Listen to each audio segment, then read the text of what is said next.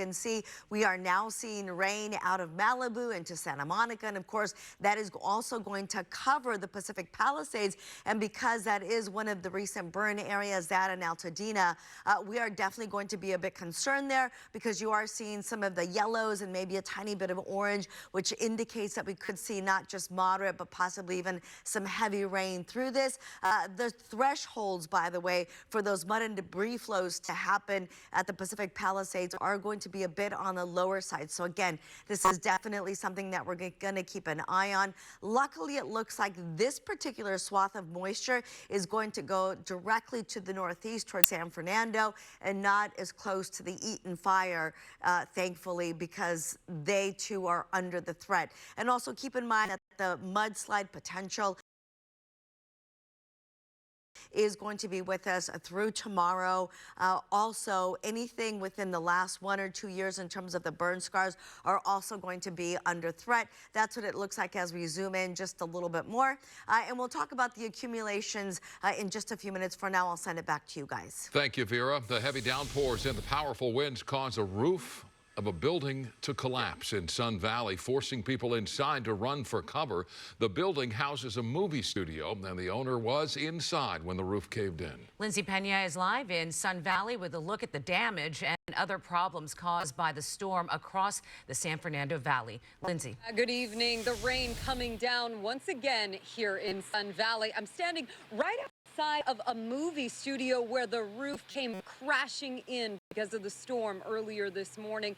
This just one of many spots impacted by today's rain. Rain creating problems all over parts of the San Fernando Valley Tuesday. Some cars struggling to navigate slick roads, while other drivers found themselves stuck on quickly flooding streets. Several accidents along parts of the 5 freeway snarled traffic for hours.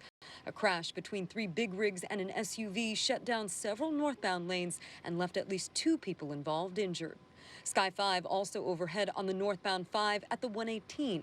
Somehow, no one injured in this incident, but crews had to be called in to lift a big rig back from over the edge of the transition road, the truck dangling off the side, narrowly avoiding plummeting onto other vehicles below. And in the Sepulveda Basin, rescue crews called in to help 2 people and 2 dogs who were trapped in the rising waters. The rain also contributing to a dangerous situation in Sun Valley. Oh, God. Where the roof of this movie studio collapsed. The owner sharing these videos from inside the building, which has now been yellow tagged. Jane Chua tells us she narrowly missed being crushed by falling water and debris. The entire roof collapsed and tons of water from the roof that swept the LED screen. We have LED screen and all the props and everything just in front of me, just 5 steps away there, inside. Chua says crews had been filming inside just the day before and were scheduled to shoot again today. She's still not sure how or why this happened. At this point, she's only clear about one thing.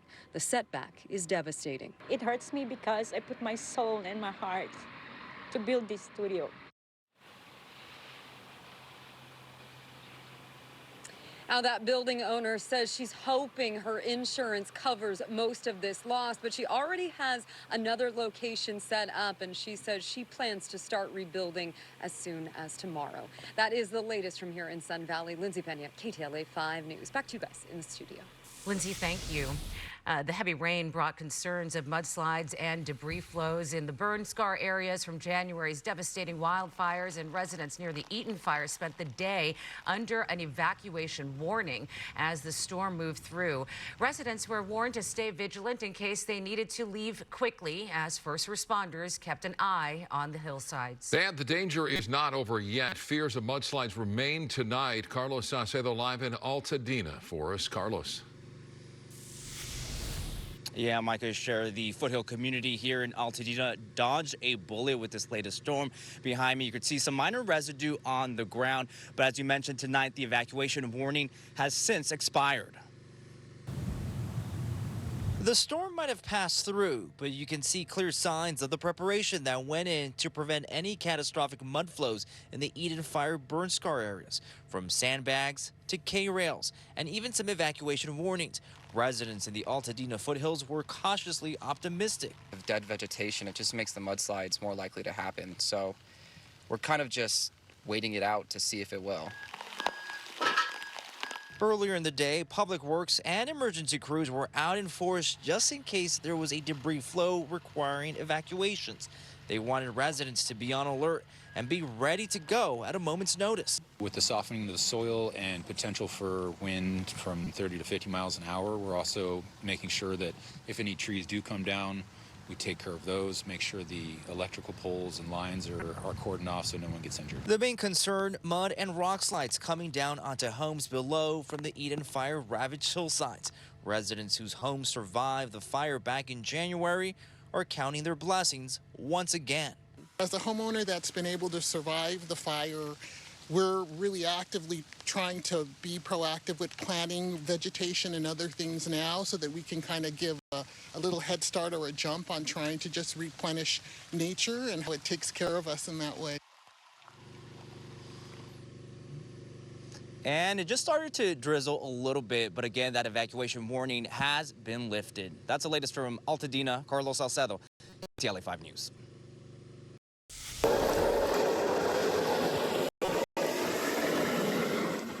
Winter's making an early appearance. San Bernardino Mountains, the season's first snow is falling near 7,000 feet, while pounding rain floods lower elevations. Roads and running springs are slick. Temperatures in the area falling into the 30s tonight. Stay with KTLA for continuing coverage of the storm. Coming up at 10:30, we take you to Pacific Palisades, where heavy rain forced evacuation orders. And for the latest anytime, head to KTLA.com or download the free KTLA app. Now to this, the LA County Board of Supervisors voted to issue a state of emergency over federal immigration operations. The proclamation means the county can now financially assist those they say are struggling financially due to ICE raids.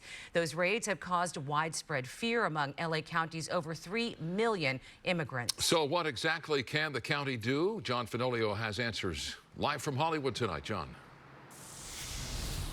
Micah, Cher, since June, federal agents have detained or arrested thousands of Angelenos suspected of being in the U.S. unlawfully. American citizens have also been swept up. LA County supervisors say an emergency declaration is needed to better respond to those folks who have been impacted, but opponents of this move say it's just not necessary and may very well help landlords. Horvath? Aye. Supervisor Horvath? Aye. By a 4-to-1 vote, the LA County Board of Supervisors declaring a state of emergency over ongoing federal immigration raids. For months, families have been living under threat.